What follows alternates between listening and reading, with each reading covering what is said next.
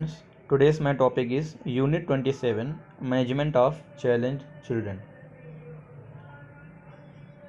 पिछली यूनिट में डिस्कस किए थे कि जो चैलेंज चिल्ड्रन होते हैं उनके लिए क्या स्कीम आई और उनके लिए चाइल्ड गाइडेंस क्लिनिक, उसी की नेक्स्ट यूनिट है management of challenge children.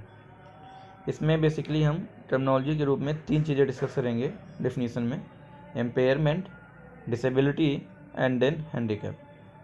Impairment means any loss or abnormality of anatomical structure or function.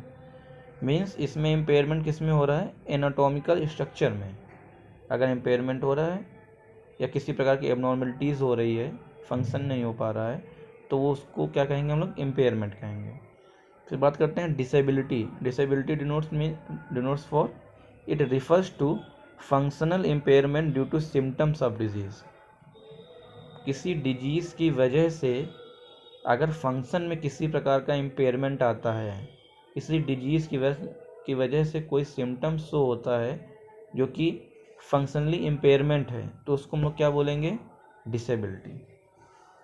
Next बात करते हैं handicap.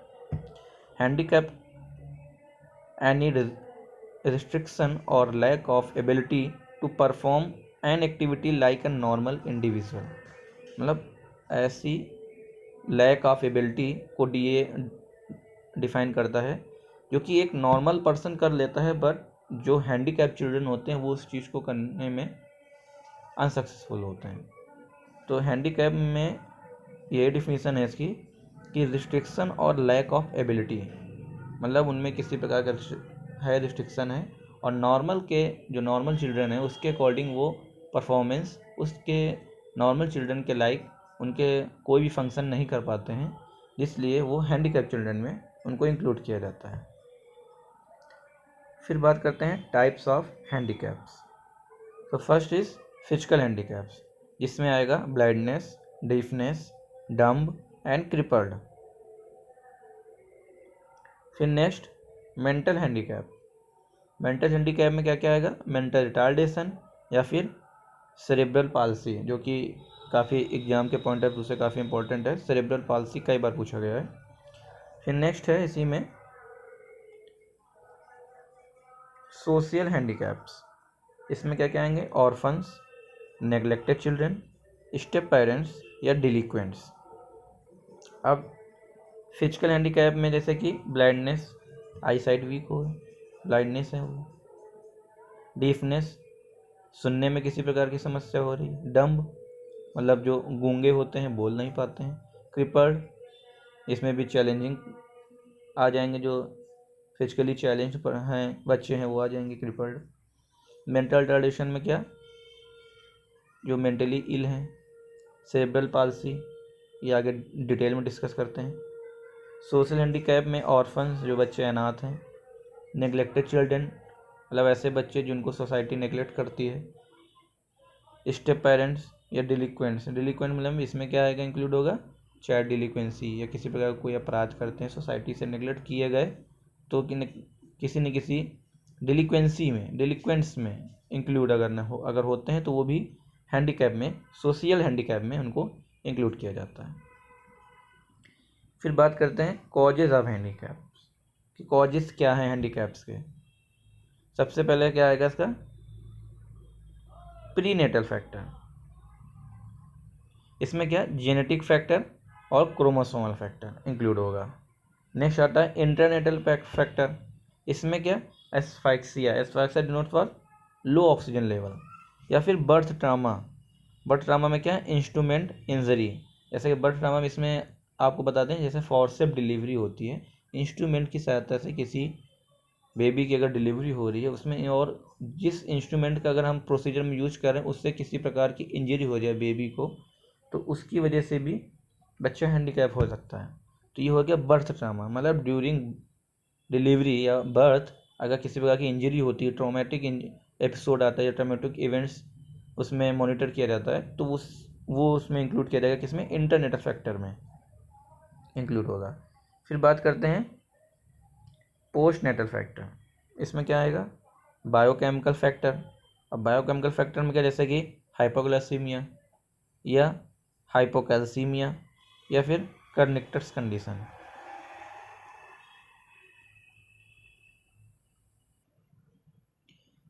Hypocalcaemia and kernicterus. Kernicterus means कि बिलीरुबिन लेवल जो होता है वो ब्लड में बेबी के काफ़ी इंक्रीज हो जाता है, तो उसको हम उस कंडीशन क्या बोलेंगे, कर्निक्टर्स। या इन्फेक्शन में मेनली क्या है, मेनिंजाइटिस या फिर encephalitis. Next trauma, cerebral haemorrhage condition हो सकती है। फिर नेक्स्ट इसमें आता है न्यूट्रिशनल डिफिशियंसी, जिसमें बेसिकली कौन कौन सी है, विटामिन ए की डिफिशियंसी और विटामिन डी की डिफिशियंसी। फिर आता है मैटरनल फैक्टर, जिसमें कि RH इनकम्पैटिबिलिटी कंडीशन या जो फोर्सिव डिलीवरी एंड कॉर्ड प्रोलैप्स, ये कंडीशन आएगी किसमें, पोस्टनेटल फैक्टर में आएगी। तो ये हमारे हो गया क्या, कॉजेज ऑफ हैंडीकैप्स। फिर बात करते हैं डायग्नोस्टिक इवेल्युएशन कि कौन कौन से मेथड है जिनसे हम डायग्नोस्टिक इवेल्युएशन कर सकते हैं। जैसे पहला क्या है, डेविएशन फ्रॉम नॉर्मल बिहेवियर, मतलब जो नॉर्मल चिल्ड्रन है उसका जो बिहेवियर है उससे क्या होंगे, अलग ही होंगे इनके बिहेवियर, डेविएट करेंगे, डेविएशन फ्रॉम नॉर्मल बिहेवियर। दूसरा एबनॉर्मल रिफ्लेक्सेस। तीसरा feeding problem. Next abnormal posture of newborn, कि उनका जो बॉडी पोस्चर होगा वो क्या होगा, एबनॉर्मल होगा according comparison to normal newborn.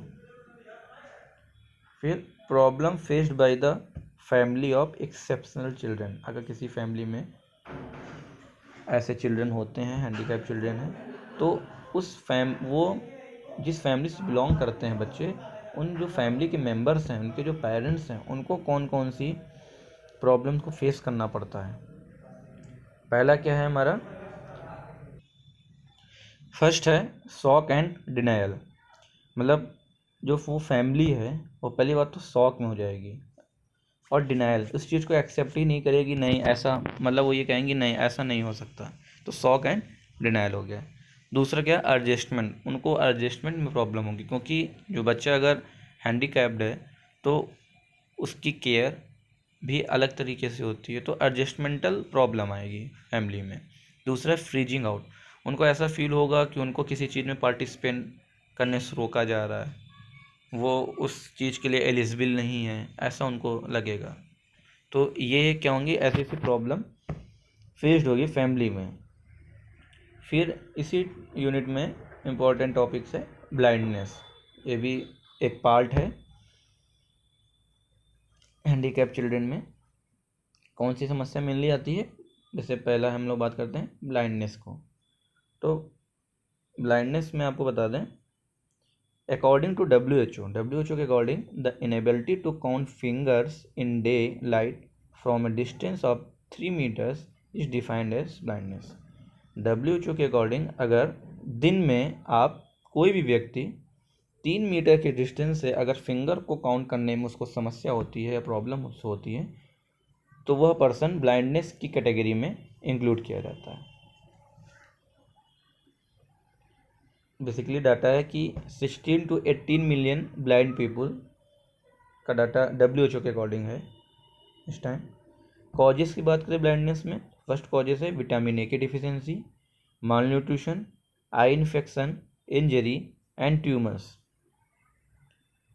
Problems of blind children, first क्या, प्रॉब्लम्स ऑफ अटैचमेंट, इसमें क्या, मदर बिकम डिप्रेस्ड। अब किसी मदर का चाइल्ड अगर ब्लाइंडनेस कंडीशन से सफ़र कर रहा है तो मदर क्या होगी, डिप्रेस्ड हो जाएगी, जिससे क्या होगी, प्रॉपर अटैचमेंट नहीं बन पाता है मदर और बच्चे के बीच में। दूसरा inability to proper use of hands, इसमें क्या है, because healthy child ability to reaching object in 3 to 4 month of age, जो मतलब जो हेल्दी नॉर्मल कोई चाइल्ड है उसमें मतलब 3 से 4 मंथ में उसमें ये एबिलिटी जनरेट हो जाती है, वो किसी एबिलिटी टू रीचिंग ऑब्जेक्ट, किसी ऑब्जेक्ट के पास जा सकता है, पहुंच सकता है। But in blind children 9 to 1 year time taken, लेकिन जो ब्लाइंड चिल्ड्रंस होते हैं उनमें यही जो एबिलिटी होती है वो डेवलप होने में 9 महीने से 1 साल तक का समय लग जाता है। तो पहला तो ये हो गया inability to proper use of hands. तीसरा क्या, प्रॉब्लम्स इन लोकोमेशन, मतलब उनको एक प्लेस से दूसरे प्लेस में जाने में समस्या होती है। प्रॉब्लम्स इन लैंग्वेज डेवलपमेंट, उनको बोलने में भी, लैंग्वेज डेवलपमेंट में भी उनको ये समस्या होती है। तीसरा, पांचवा क्या है, डिपेंडेंसी, वो किसी अदर पे डिपेंड रहते हैं। 6, बिहेवियर प्रॉब्लम, उनमें बिहेवियर प्रॉब्लम भी हो जाती है, जैसे कि आई रबिंग, कंटिन्यू आई को रब करना, म्यूटिज्म कंडीशन आ जाती है। तो ये हमारे क्या हो गई, problems of a blind children. फिर बात करते हैं मैनेजमेंट कैसे किया जाए। तो मैनेजमेंट में स्पीच थेरेपी उनको प्रोवाइड, क्योंकि प्रॉब्लम्स इन लैंग्वेज डेवलपमेंट ऊपर हमने पढ़ा, तो स्पीच थेरेपी एक ये पहला मैनेजमेंट। दूसरा, provide training related to tactile and auditory stimuli. तो आप ऑडिटरी स्टिमुलाई मतलब अगर वो ऑडिटरी अपने स्टिमुलस की जो कैपेसिटी है उसको क्या करते हैं, इंक्रीज करते हैं। अगर कुछ भी उन्होंने सुना है वो सुन के बिहेवियर करते हैं। ऑडिटरी स्टिमुलस को उन्होंने सुना, कोई आ रहा है या जा रहा है, तो वो कैसे पता लगाते हैं, ऑडिटरी स्टिमुलस को स्ट्रॉन्ग करते हैं। वो जो सुनते हैं, जो स्टिमुलस उनको ऑडिटरी सुनने के थ्रू जो उनको मिलता है, उससे वो क्या करते हैं, बिहेवियर करते हैं या एक्शन करते हैं, एक्ट करते हैं। तीसरा, ऑक्यूपेशनल थेरेपी उनको प्रोवाइड करती है। चौथा, जीपीएस सिस्टम, जीपीएस सिस्टम भी उनको दिया जाता है। ये उनका क्या हो गया, मैनेजमेंट हो गया। फिर इस यूनिट का मेन इंपॉर्टेंट टॉपिक्स है सेरेब्रल पाल्सी, जो बहुत काफ़ी पूछा जाता है, इसको डिस्कस करेंगे। Cerebral palsy means it is a chronic non progressive motor dysfunction cause to damage the motor area of brain. ये क्रॉनिक कंडीशन है बट नॉन प्रोग्रेसिव है, ये बढ़ती नॉन प्रोग्रेसिव है। एंड मोटर डिसफंक्शन जो हमारी मोटर एक्टिविटी है उसमें किसी प्रकार का डिसफंक्शन होगा, उसमें कुमला की जो अफेक्ट करेंगे, हमारे मोटर फंक्शन को अफेक्ट करेगा इस डिजीज कंडीशन में। और ये कॉज होता है कि जो हमारे ब्रेन का जो मोटर एरिया है वो हमारा अफेक्ट होता है। तो it is a chronic non progressive motor dysfunction cause to damage the motor area of brain. अब motor area means affect the area of cerebrum. Cerebral palsy में ब्रेन का कौन सा एरिया अफेक्ट होता है, तो आंसर है सेरिब्रम। अब बात करते हैं इटियोलॉजी की। इटियोलॉजी में फर्स्ट है क्या, प्रीनेटल। तो प्रीनेटल में पहला क्या है, जेनेटिक फैक्टर अगर कोई है, या फिर टेरेटोजन एक्सपोजर, मतलब प्रेगनेंसी के दौरान किसी प्रकार की मेडिसिन का उन्होंने अगर इनटेक किया है तो टेरेटोजेनिसिटी कॉज हुई, मतलब उसका कुछ इफेक्ट आया। या फिर क्रोमोसोमल एबनॉर्मलिटीज़ या इंट्रायूट्राइन इन्फेक्शन, कि इंट्रायूट्राइन में किसी प्रकार का इन्फेक्शन हुआ है, एंटीनेटल की जो फेज है उसमें कोई बेबी को इन्फेक्शन हो गया है, तो वो भी कॉज करेगा किसको, सेरेब्रल पाल्सी को। बर्थ फैक्टर में क्या, एस्फाइक्सिया, लो ऑक्सीजन लेवल है, प्रॉपर ऑक्सीजन लेवल नहीं पहुंच रही है। दूसरा क्या, कॉम्प्लिकेटेड लेबर, जो डिलीवरी जो उसको लेबर है उसमें कॉम्प्लिकेशन जनरेट हुआ है। फिर पेरीनेटल में क्या, कनेक्टर्स में फिर वही बात आ गई कि बिलोबिन लेवल काफ़ी इंक्रीज हो जाता है ब्लड में, तो ये कंडीशन जनरेट हो सकती है। या फिर सीएनएस में, सेंट्रल नर्वस सिस्टम में किसी प्रकार का इन्फेक्शन होता है, जैसे कि मेनिंजाइटिस की कंडीशन होती है, ये तो ये हो जाएगा किसमें, पेरीनेटल में। फिर बात करते हैं चाइल्डहुड फैक्टर। इसमें क्या, हेड ट्रॉमा, मेनिंजाइटिस या टॉक्सिक इंजेक्शन, जैसे कि लेड पॉइजनस होता है, अगर ये किसी प्रकार का इन्होंने इनहेल कर लिया बच्चों ने, तो भी उनको सेरेब्रल पाल्सी की कंडीशन से सफ़र करना पड़ेगा। फिर बात करते हैं क्लासिफिकेशन की। सो फर्स्ट है इसमें स्पास्टिक सेरेब्रल पाल्सी, बी है ataxic cerebral palsy, next athetoid और dyskinetic cerebral palsy, D mixed type. अब जो ए बताए थे स्पास्टिक सेरेब्रल पाल्सी, इसमें क्या होता है, hypertonia and neuromuscular mobility impairment. Hypertonia मतलब हाइपर एक्टिव हो जाएगी, जो मसल्स हैं हाइपर एक्टिव होंगी, हाइपरटोनिया, ठीक, टोन उसमें इंक्रीज करेगी। और न्यूरोमस्कुलर मोबिलिटी इम्पेयरमेंट मतलब जो हमारा जो मोटर फंक्शन होगा इसमें इम्पेयरमेंट आएगा। अब इसमें कौन कौन से टाइप आते हैं, पहला spastic hemiplegia, spastic diplegia, spastic monoplegia, spastic triplegia और spastic quadriplegia. Spastic hemiplegia means one side, hemi मतलब आधा, हेमी मतलब ही क्या है, डिनोट कर रहा है half, means one side body. Diplegia both arms और बोथ लेग्स। मोनोप्लेजिया मतलब one limb affected. Triplegia means three limb affected. अब थ्री लिम्ब में दो हाथ एक टांग भी हो सकती है या दो टांग एक हाथ भी हो सकता है। क्वाड्रिप्लेजिया में फोर लिम्स, दोनों हाथ दोनों पैर अफेक्टेड। अब ये क्या कॉज करते हैं, hemiplegia means paralysis. Spastic hemiplegia मतलब वन साइड, मतलब बॉडी हमारी है एक साइड पैरालिसिस हो सकती है, वन साइड।